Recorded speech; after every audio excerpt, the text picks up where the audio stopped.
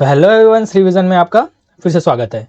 तो दोस्तों, आज के इस वीडियो को बनाने के पीछे का मेरा उद्देश्य केवल और केवल उन अभ्यर्थियों के लिए है जो कि पहली बार तैयारी कर रहे हैं, या तो वे डीमोटिवेट हो रहे हैं कि आखिर ये एग्जाम डिले हो रहा है तो आखिर ये होगा कि नहीं होगा। तो इस वीडियो में मैं आपकी सारी की सारी क्वेरीज को सॉल्व करने की कोशिश करूंगा। तो दोस्तों, अगर आप मेरे वीडियो पर नए हैं तो पहले जाइए लाइक शेयर एंड सब्सक्राइब कर लीजिए, तभी आने वाली सारी वीडियोस की नोटिफिकेशन आपको मिल पाएंगी। तो बिना किसी देरी के बढ़ते हमारे आज के वीडियो की ओर। हाँ तो दोस्तों, यदि आप पहली बार तैयारी कर रहे हैं तो दोस्तों, किसी भी एग्जाम को तैयारी करने से पहले उसके सिलेबस है ना, सिलेबस अर्थात पाठ्यक्रम को अच्छे तरह से एनालिसिस करना होता है। तो देखिए दोस्तों, आपके पास अभी करंट में 3 एग्जाम है। कौन कौन से 3 एग्जाम है? पहला तो है कांस्टेबल भर्ती, ठीक है, इसको क्लियर कर देता हूं। तो पहला तो है आपके पास कांस्टेबल भर्ती, फिर दूसरा है आपके पास फॉरेस्ट गार्ड, वन विभाग में वन आरक्षक का, तथा तीसरा होम गार्ड, नगर सैनिक के। ठीक है, तो आप देखेंगे कि इन तीनों के तीनों का सिलेबस लगभग एक समान है। थोड़ा बहुत ही डिफरेंस आपको मिलेगा, लेकिन पूरा का पूरा इसका सिलेबस भी और इसका सिलेक्शन प्रोसेस भी पूरा का पूरा सेम है। तीनों में फिजिकल लेना है, तीनों में रिटन एग्जाम होगा, तथा तीनों में बोनस अंक आपको दिए जाएंगे। तो सबसे प्लस पॉइंट यह है कि तीनों का सिलेबस लगभग समान है। तो दोस्तों देखिए, जैसे छत्तीसगढ़ का जो जीएस है ये कांस्टेबल में भी पूछेगा, छत्तीसगढ़ का जीएस फॉरेस्ट में भी पूछेगा, और छत्तीसगढ़ का जीएस होम गार्ड में भी पूछना ही है। तो क्यों हम अलग अलग तैयारी करेंगे? सबका सिलेबस तो सेम है, ठीक है, और मैं बता दूं कि सबका लेवल भी सेम है, मतलब एग्जाम का लेवल भी सेम होगा। तो सबसे बड़ी प्लस पॉइंट तो आपके लिए ये होनी है। तो जो भी मैंने पहले के वीडियो में बताया है, सीजी कांस्टेबल का भी सिलेबस बताया, सीजी फॉरेस्ट गार्ड का भी, अगर आपको चाहिए तो मैं होम गार्ड का भी सिलेबस आपको बता दूंगा। तो आपको पॉइंट बाय पॉइंट उसी सिलेबस के अकॉर्डिंग चलना है, और एकदम ज्यादा डीप में नहीं पढ़ना है। आपको ऊपर ऊपर से क्वेश्चन पूछेगा। हाँ, अगर सीजी व्यापम एग्जाम लेता है तो थोड़ा सा बस लेवल हाई रखेगा। आपको मेन फोकस करना है मैथ्स में, ठीक है। मैथ्स तो आपको 100% उसमें स्कोर करना ही है। साथ ही आप फिजिकल की तैयारी तो कर रहे हैं। अब दोस्तों मैं बता दूं कि मोस्टली लोग गलती क्या करते हैं कि वे फिजिकल में तो ध्यान देते हैं, है ना, फिजिकल में तो ध्यान दे रहे हैं और देते हैं, लेकिन रिटर्न को वो अवॉइड करते हैं। और इस दुविधा में है, इस सोच में है कि यार रिटर्न के लिए उनको टाइम मिलेगा। तो दोस्तों मैं आपको बता दूं कि दिन बदल चुका है। अब ऐसा नहीं होता कि आपका फिजिकल लिया फिर रिटर्न के लिए 3-4 महीने का टाइम दे दिया। जैसा कि आप ऐसा ही में देख सकते हैं, 10 दिन पहले प्री का टाइम टेबल आता है, उसके 15 दिन पहले मेंस का टाइम टेबल आता है, ऐसे ऐसे करके, और 1 महीने का टाइम देता है फिजिकल में। देखो देखो, ऐसा ही जैसे पोस्ट में, सब इंस्पेक्टर की पोस्ट में, ठीक है। तो आपको यहीं पर प्रॉपर टाइम मिल रहा है, सरकार के पास बोलने को है कि आपको तो प्रॉपर टाइम मिला था, नोटिफिकेशन तो कब का जारी कर दिया गया था, ठीक है। तो आपको यहां पर लापरवाही नहीं बरतनी है ना। जो भी सिलेबस है उसको निकालना है, सामने में चिपकाना है, और उसके अकॉर्डिंग पढ़ते चले जाना है। और इससे पहले मैंने वीडियो में बता दिया था कि आपको कौन कौन से बुक प्रीफर करने हैं। कई लोग क्या करते हैं, संविधान के लिए अलग से बुक पढ़ ले रहे हैं, हिस्ट्री के लिए अलग से बुक, बड़ी बड़ी बुक पढ़ रहे हैं। तो दोस्तों, अगर आप ये बड़ी बड़ी बुक पढ़ते हैं तो आप पानी में जाने वाले हैं। क्यों? क्योंकि सिर्फ पढ़ना ही नहीं है, आपको रटना है, उसको याद करना है, उसको एग्जाम में बनाना है, ठीक है। और आपके पास रिवीजन के लिए टाइम नहीं होने वाला, ठीक है। तो जो जो मैंने बुक्स बताई है, मैं बताता हूं अपने पर्सनल एक्सपीरियंस से मैंने बताई है, तो आप उसको जरूर फॉलो करें। अब आगे बढ़ते हैं दूसरे क्वेश्चन में आपके, जो जनरली पूछे जाते हैं। तो दोस्तों, आपका दूसरा क्वेश्चन बहुत ही उठता है कि क्या इस वर्ष प्रक्रिया पूरी होगी? तो दोस्तों, आपको इस सभी चीजों में नहीं सोचना है, आपको ये सोचना है कि क्या आपकी तैयारी पूरी है। जैसे कि दोस्तों आप देख ही पा रहे होंगे कि मैंने वीडियोस बना रखी है कि टेंडर के ऊपर टेंडर जारी हो रहा है, मतलब कहीं ना कहीं पुलिस विभाग एक्शन में है। और दोस्तों, आपको इन सभी पे ध्यान नहीं देना है, आपको ये ध्यान देना है कि आपकी फिजिकल प्रक्रिया तथा रिटर्न प्रक्रिया के लिए पूरी की पूरी तैयारी है या नहीं। और दोस्तों, ये कोई भी सर्टेन नहीं है कि आपको इतने महीने का टाइम मिलना है। बहुत सारे कमेंट्स में आ रहे हैं कि नहीं भाई, फिजिकल के बाद रिटर्न के लिए 3 महीने का टाइम मिलता है, इतने महीने का टाइम मिलता है। इसी गलत फहमी में बहुत सारे लोग जी रहे हैं, ठीक है। जैसे कि अभी आपने देखा ही होगा कि हॉस्टल वार्डन से लेकर बहुत सारे एग्जाम्स की जो तिथि है अभी हाल ही में तुरंत जारी कर दी गई है ना।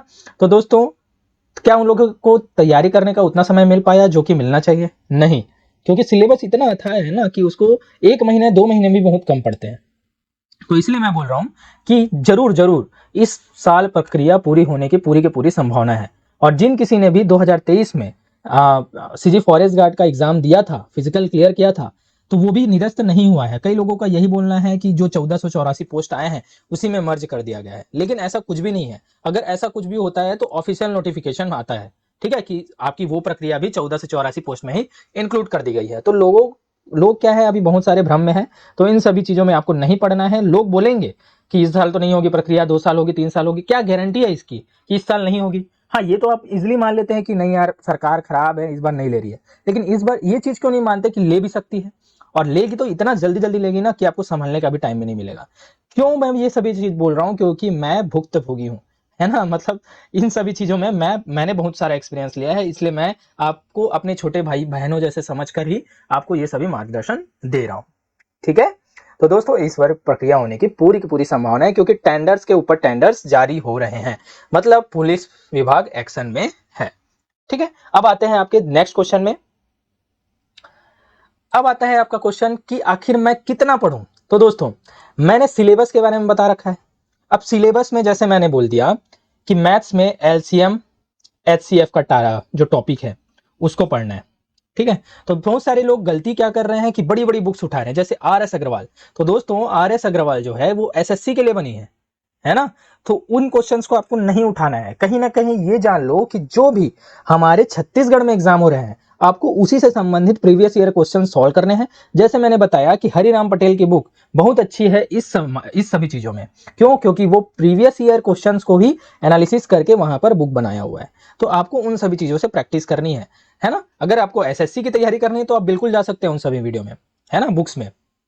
तो दोस्तों आपको एकदम ज्यादा टफ चीजें नहीं उठा लेनी है, क्योंकि आपको सिलेबस भी तो पूरा करना है। सिर्फ मैथ्स ही तो थोड़ी ना है, आपको जीएस भी कंप्लीट करना है, कॉन्स्टिट्यूशन, ज्योग्राफी, सभी चीजें कंप्लीट करनी है। तो इसीलिए मैं बोल रहा हूं कि कम पढ़ो लेकिन अच्छा पढ़ो, ठीक है। ऐसा नहीं है एक बुक को आप 10 बार पढ़ो, 10 बुक को एक बार पढ़ने की जरूरत नहीं है, ठीक है। इसलिए छोटी बुक उठाओ और उसको इतने बार पढ़ लो कि आपसे कोई भी क्वेश्चन अगर जितना आपने पढ़ा है उससे नहीं छूटना चाहिए, ठीक है। आपका डिमांड 100% का नहीं रहता, कोई भी एग्जाम 100% का डिमांड नहीं करता। आप कम से कम 75% तो बनाइए, मतलब 25 क्वेश्चन तो छोड़ने के लिए रहते हैं, ठीक है। हम कोशिश करते हैं 100 के 100 कर लें, लेकिन इस प्रक्रिया में हमारा 75 भी कवर नहीं हो पाता, है ना। हम 40% अपना सिलेबस कंप्लीट नहीं कर पाते। इसीलिए कितना पढ़ना है ये आपको जानना जरूरी है। तो जो भी मैंने बुक्स बताई हैं उसको आप एक बार जरूर जरूर जाकर देखिए, ठीक है। तभी आप समझ पाएंगे कि आखिर हमें ये सभी चीजें मैं आपको क्यों बता रहा हूं, ठीक है। अब आगे बढ़ते हैं। अब देखिए मेन टॉपिक तो ये है कि क्या परीक्षा में होती है धांधली और क्या पोस्ट बिका है। तो मोस्टली लोग देखिए, सच तो यही है कि हाँ ये चीजें होती भी हैं, क्योंकि पिछले बार जो वीडियो वायरल हुआ था फॉरेस्ट विभाग से संबंधित, एक महिला एक विद्यार्थी को ऑफर कर रही थी 4 से 5 लाख का, तो ये वीडियो तो वायरल हुआ था। तो कहीं ना कहीं ये बात सत्य है, लेकिन हमको नेगेटिव में भी पॉजिटिव सोचना है। अब देखिए 1484 पोस्ट है, 1484 पोस्ट। तो दोस्तों वो जमाना गया जब इतना आसानी से धांधली हो जाता था। अब ट्रांसपेरेंसी बढ़ चुकी है। देखिए कैमरे लगे होते हैं सब तरफ, अगर आप फिजिकल कराते हैं तो आप रिटर्न एग्जाम भी दिलाते हैं तो कैमरे में शूटिंग होती है, तो इतना आसान नहीं है धांधली भी करना। तो देखिए चलो मैं 1484 में चलो लेते हैं 400 पोस्ट भी अगर बिका होगा, तो आपके पास तो 1000 पोस्ट है ना, और तो आपको लिए तो सिर्फ एक पोस्ट मायने रखता है, तो आपको एक पोस्ट पे वर्क करना है। क्योंकि ये सभी बातें मैं अपने कमेंट्स पे आए अपने भाइयों के लिए ही बता रहा हूँ, क्योंकि उन्हीं सभी के ये क्वेश्चन है, इसीलिए मैंने ये वीडियो लाई हुई है, क्योंकि वो मोटिवेट हो। और दोस्तों मैं आपसे अनुरोध करता हूँ जो भी एक्सपीरियंस्ड बंदे हैं, है ना, वे अपने छोटे भाइयों बहनों को डिमोटिवेट ना करें।